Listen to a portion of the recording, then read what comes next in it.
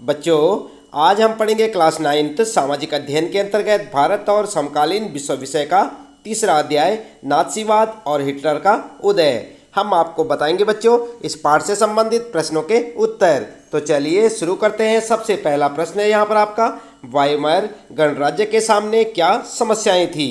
उत्तर क्या लिखेंगे आप? उत्तर में आप लिख सकते हैं बच्चों, प्रथम विश्व युद्ध के अंत में साम्राज्यवादी जर्मनी की हार के बाद सम्राट केजर विलियम द्वितीय अपनी जान बचाने के लिए हॉलैंड भाग गया। इस अवसर का लाभ उठाते हुए संसदीय दल वाइमर में मिले और नवंबर 1918 में वाइमर गणराज्य नाम से प्रसिद्ध एक गणराज्य की स्थापना की। इस गणराज्य को जर्मनों द्वारा अच्छी तरह से स्वीकार नहीं किया गया, क्योंकि प्रथम विश्व युद्ध में जर्मनों की हार के बाद मित्र सेनाओं ने इसे जर्मनों पर थोपा था। वर्साय की मित्र देशों के साथ संधि बहुत कठोर एवं अपमानजनक थी। इस संधि के अनुसार जर्मनी को अपने समुद्र पार के उपनिवेश 13% भूभाग, 75% लोह भंडार, 26% कोयला भंडार, फ्रांस, पोलैंड, डेनमार्क और लिथुआनिया के हवाले करने पड़े। मित्र शक्तियों ने जर्मनी की शक्तियां कम करने के लिए उसकी सेना भंग कर दी। इसलिए इस लोकतंत्र की बदनामी हुई और प्रारंभ से ही यह अपने ही लोगों में अलोकप्रिय हो गया।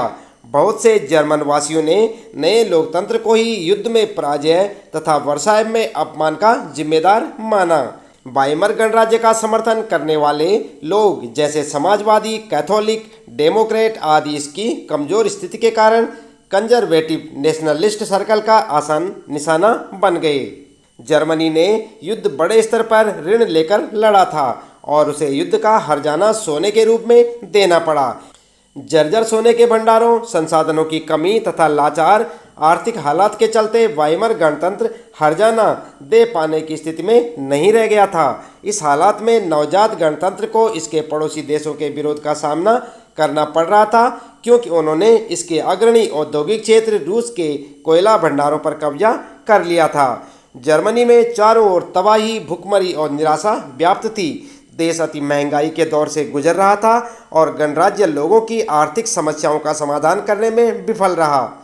इस सब से भी अधिक यह था कि 1929 से 1933 के बीच के आर्थिक संकट से जर्मन अर्थव्यवस्था पर सबसे गहरी मार पड़ी।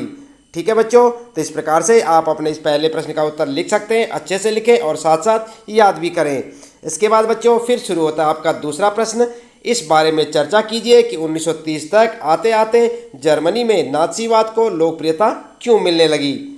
उत्तर में क्या लिखेंगे आप? उत्तर आप लिख सकते हैं बच्चों, जर्मनी में नाजीवाद की लोकप्रियता के मुख्य कारण इस प्रकार थे और इसके बाद पॉइंट बनाकर लिखेंगे। सबसे पहले लिखेंगे कै वर्साय संधि और हेडिंग डालकर लिखेंगे, प्रथम विश्व युद्ध में हार के बाद जर्मनी को वर्साय में शांति संधि पर हस्ताक्षर करने पड़े।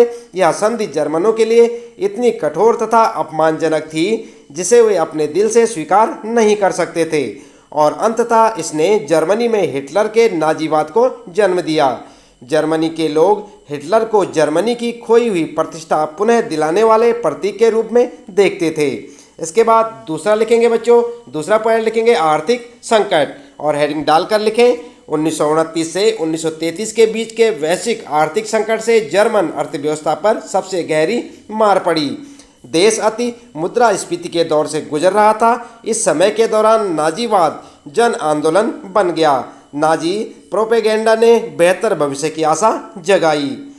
तीसरा पॉइंट लिखेंगे गैर राजनैतिक उथल पुथल और हेडिंग डालकर लिखें बच्चों, जर्मनी में बहुत से राजनीतिक दल थे जैसे राष्ट्रवादी, राजभक्त, कम्युनिस्ट, सामाजिक लोकतंत्रवादी आदि।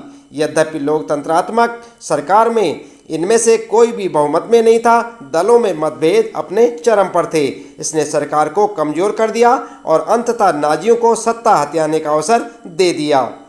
अगला पॉइंट है आपका घ जर्मनों को लोकतंत्र में बिल्कुल विश्वास नहीं था। हेडिंग डालकर लिखें, प्रथम विश्व युद्ध के अंत में जर्मनी की हार के बाद जर्मनों का संसदीय संस्थाओं में कोई विश्वास नहीं था। उस समय जर्मनी में लोकतंत्र एक नया व भंगुर विचार था। लोग स्वाधीनता व आज़ादी की अपेक्षा प्रतिष्ठा और यश को प्राथमिकता देते थे। उन्होंने खुले दिल से हिटलर का साथ दिया क्योंकि उसमें उनके सपने पूरे करने की योग्यता थी। अगला पॉइंट है बच्चों वाइमर गणराज्य की विफलता, और हेडिंग डालकर लिखेंगे प्रथम विश्व युद्ध में जर्मनी की हार तथा वर्साय की संधि के बाद पूरे जर्मन में भ्रम व्याप्त था। वाइमर गणराज्य देश के आर्थिक संकट का हल निकालने में असमर्थ रहा। इसने नाजियों को अपने पक्ष में अभियान चलाने का एक सुनहरा मौका प्रदान किया। फिर है आपका अगला पॉइंट 6 हिटलर का व्यक्तित्व, और यहाँ पर लिखेंगे हिटलर एक जबरदस्त वक्ता, एक योग्य संगठक, उपाय कौशल एवं काम करने वाला था। वह अपने जोश भरे शब्दों से जनता को अपने पक्ष में कर लेता था। उसने एक शक्तिशाली राष्ट्र का गठन करने, वर्साय की संधि के अन्याय का बदला लेने और जर्मनों की खोई प्रतिष्ठा वापस दिलाने का वादा किया। वास्तव में उसके व्यक्तित्व तथा कार्यों ने जर्मनी में नाजीवाद की लोकप्रियता में बहुत योगदान दिया। आई बात समझ में? इस प्रकार से आप अपने इस दूसरे प्रश्न का उत्तर लिख सकते हैं बच्चों, साथ साथ याद भी करते रहें। इसके बाद आइए बात करते हैं, तीसरा प्रश्न है नाज़ी सोच के खास पहलू कौन से थे? उत्तर लिखेंगे नाज़ी सोच के खास पहलू इस प्रकार से थे, और हेडिंग डालकर लिखेंगे, पॉइंट बनाकर लिखें। क्या लिखेंगे? सबसे पहले नाजियों की दृष्टि में देश सर्वोपरि है, सभी शक्तियां देश में निहित होनी चाहिए, लोग देश के लिए हैं न कि देश लोगों के लिए। अगला पॉइंट है दूसरा ख नाजी सोच सभी प्रकार की संसदीय संस्थाओं को समाप्त करने के पक्ष में थी और एक महान नेता के शासन में विश्वास रखती थी। ठीक है। इसके बाद अगला पॉइंट है गै यह सभी प्रकार के दल निर्माण और विपक्ष के दमन और उदारवाद, समाजवाद एवं कम्युनिस्ट विचारधाराओं के उन्मूलन के पक्षधर थी। फिर लिखेंगे अगला पॉइंट, इसने यहूदियों के प्रति घृणा का प्रचार किया क्योंकि इनका मानना था कि जर्मनों की आर्थिक विपदा के लिए यही लोग जिम्मेदार थे। फिर है बच्चों अगला पॉइंट, नाजी दल जर्मनी को अन्य सभी देशों से श्रेष्ठ मानता था और पूरे विश्व पर जर्मनी का प्रभाव जमाना चाहता था। ठीक है। फिर लिखेंगे अगला पॉइंट 6 है, इसने युद्ध की सराहना की तथा बल प्रयोग का यशोगान किया। फिर लिखेंगे अगला पॉइंट, इसने जर्मनी के साम्राज्य विस्तार और उन सभी उपनिवेशों को जीतने पर ध्यान केंद्रित किया जो उससे छीन लिए गए थे। अगला पॉइंट है बच्चों जय ये लोग शुद्ध जर्मनों एवं स्वस्थ नॉर्डिक आर्यों के नस्लवादी राष्ट्र का सपना देखते थे और उन सभी का खात्मा करना चाहते थे जिन्हें वे अवांछित मानते थे। ठीक है। इस प्रकार से आप अपने इस तीसरे प्रश्न का उत्तर लिख सकते हैं बच्चों, साथ साथ याद भी करें क्योंकि प्रश्नों के उत्तर काफ़ी बड़े बड़े हैं, आपको इन्हें ध्यानपूर्वक पढ़ना होगा और अच्छे से याद करना होगा। इसके बाद बच्चों आइए बात करते हैं, यहाँ पर चौथा प्रश्न है, नाज़ियों का प्रोपेगेंडा यहूदियों के खिलाफ नफरत पैदा करने में इतना असरदार कैसे रहा? क्या लिखेंगे उत्तर में? उत्तर में आप लिख सकते हैं बच्चों 1933 ईस्वी में तानाशाह बनने के बाद हिटलर ने सभी शक्तियों को कब्जा लिया। उसने एक शक्तिशाली केंद्रीय सरकार का गठन किया। उसने लोकतंत्र का ध्वंस कर दिया। उनके प्रशासन का आधार एक दल, एक नेता और पूर्णतः अनुशासित प्रशासन था। हिटलर ने यहूदियों के विरुद्ध विद्वेषपूर्ण प्रोपेगेंडा शुरू किया जो यहूदियों के प्रति घृणा पैदा करने में सफल साबित हुआ। यहूदियों के खिलाफ नाजियों के प्रोपेगेंडे के सफल होने के कुछ कारण इस प्रकार हैं, और यहाँ पर हेडिंग डालकर लिखेंगे बच्चों क्या लिखेंगे, हिटलर ने उन जर्मन लोगों के दिमाग में पहले ही स्थान बना लिया था जो उसे अपना मसीहा मानने लगे थे। वह हिटलर द्वारा कही गई बातों पर विश्वास करते थे। इस प्रकार हिटलर के चमत्कारी व्यक्तित्व के कारण यहूदियों के विरुद्ध नाजी प्रोपेगेंडा सफल साबित हुआ। दूसरा पॉइंट लिखेंगे बच्चों ख ईसा की हत्या के अभियुक्त होने के कारण ईसाइयों की यहूदियों के प्रति पारंपरिक घृणा का नाजियों ने पूरा लाभ उठाया, जिससे जर्मन यहूदियों के प्रति पूर्वाग्रह से ग्रस्त हो गए। अगला है फिर पॉइंट आपके लिए गए नाजियों ने भाषा और मीडिया का बहुत सावधानी से प्रयोग किया। नाजियों ने एक नस्लवादी विचारधारा को जन्म दिया कि यहूदी निचले स्तर की नस्ल से संबंधित थे और इस प्रकार वे अवांछित थे।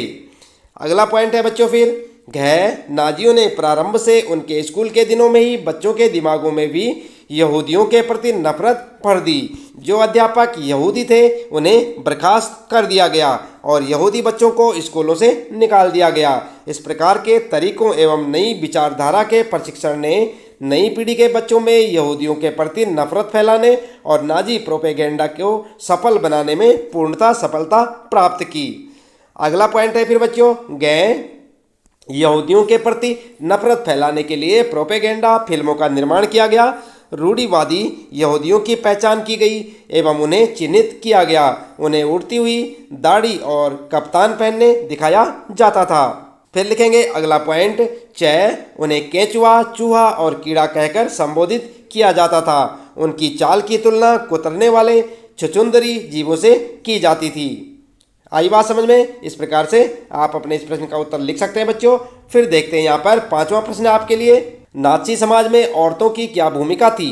फ्रांसीसी क्रांति के बारे में जानने के लिए अध्याय 1 देखें। फ्रांसीसी क्रांति और नाज़ी शासन में औरतों की भूमिका के बीच क्या फर्क था, एक पैराग्राफ में बताएं। तो चलिए उत्तर में आप इस प्रकार से लिख सकते हैं बच्चों, नाज़ी समाज में महिलाओं की भूमिका एक बड़े पैमाने पर पितृसत्तात्मक या पुरुष प्रधान समाज के नियमों का पालन करने की थी।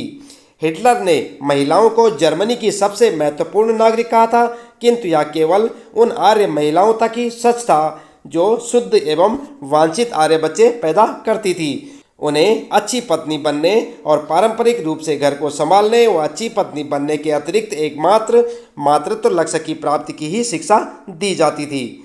नाज़ी जर्मनी में महिलाएं पुरुषों से मूलतः भिन्न थी। उन्हें अपने घर की देखरेख करनी पड़ती और अपने बच्चों को नाज़ी मूल्य पढ़ाने होते थे।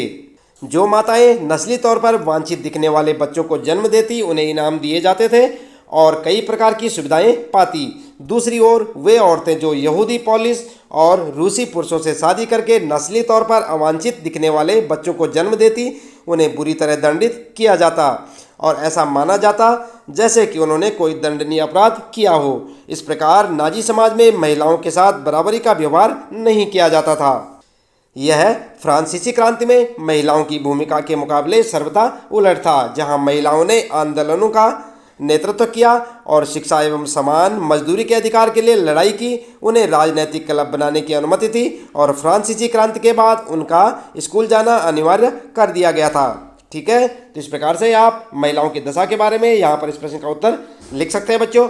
इसके बाद आइए देखते हैं यहाँ पर फिर 6ठा प्रश्न आपके लिए, नाज़ियों ने जनता पर पूरा नियंत्रण हासिल करने के लिए कौन कौन से तरीके अपनाए? तो यहाँ पर आप उत्तर में लिख सकते हैं बच्चों, 1933 ईस्वी में तानाशाह बनने के बाद हिटलर ने सभी शक्तियों को कब्जा लिया। उसने एक शक्तिशाली केंद्रीय सरकार का गठन किया।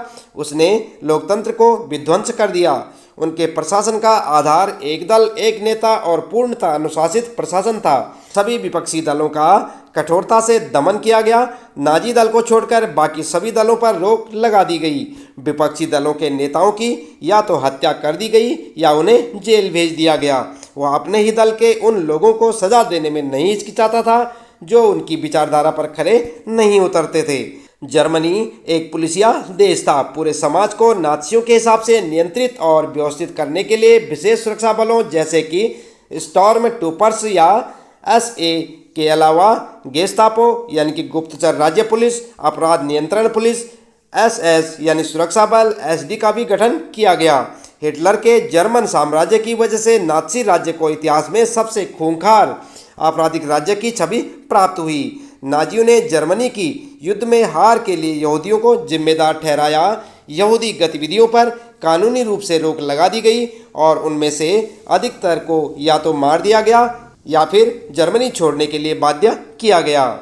मीडिया, पुस्तकों, थिएटरों एवं शिक्षा आदि पर सरकार का पूरा नियंत्रण एवं निगरानी रखी जा रही थी। चित्रों, फिल्मों, रेडियो, पोस्टर, नारेबाजी और पैम्पलेटों के द्वारा नाज़ी विचारधारा का प्रचार किया जा रहा था। राष्ट्र के दुश्मनों को विशेष रूप से कमजोर एवं हीन अर्थात समाजवादी और उदारवादी और छचंदर या हानिकारक कीट प्रजाति यानी कि यहूदियों के रूप में दिखाया जाता था। सरकार ने भाषा और मीडिया का द्विअर्थी दक्षता के साथ प्रयोग किया और मीडिया को राष्ट्रीय समर्थन एवं अंतर्राष्ट्रीय लोकप्रियता मिली। ठीक है, तो इस प्रकार से आप अपने इस प्रश्न का उत्तर लिख सकते हैं बच्चों। इसके साथ ही इस पाठ से संबंधित प्रश्नों के उत्तर यहाँ पर समाप्त होते हैं। उम्मीद है कि आपको अच्छे से समझ आए होंगे। इसी प्रकार लगातार कक्षा 9 सामाजिक अध्ययन के अंतर्गत भारत और समकालीन विश्व विषय के सभी पाठों के प्रश्नोत्तर जानने के लिए आप लगातार जुड़े रहे हमारे साथ। यदि अभी तक आपने चैनल को सब्सक्राइब नहीं किया तो चैनल को सब्सक्राइब अवश्य कर दें, बेल आइकन भी दबा दें बच्चों, ताकि आपको आने वाली प्रत्येक पाठ की वीडियो की नोटिफिकेशन मिलती रहे। मिलते हैं फिर अगली वीडियो में नए पाठ के कुछ नए प्रश्न उत्तरों के साथ।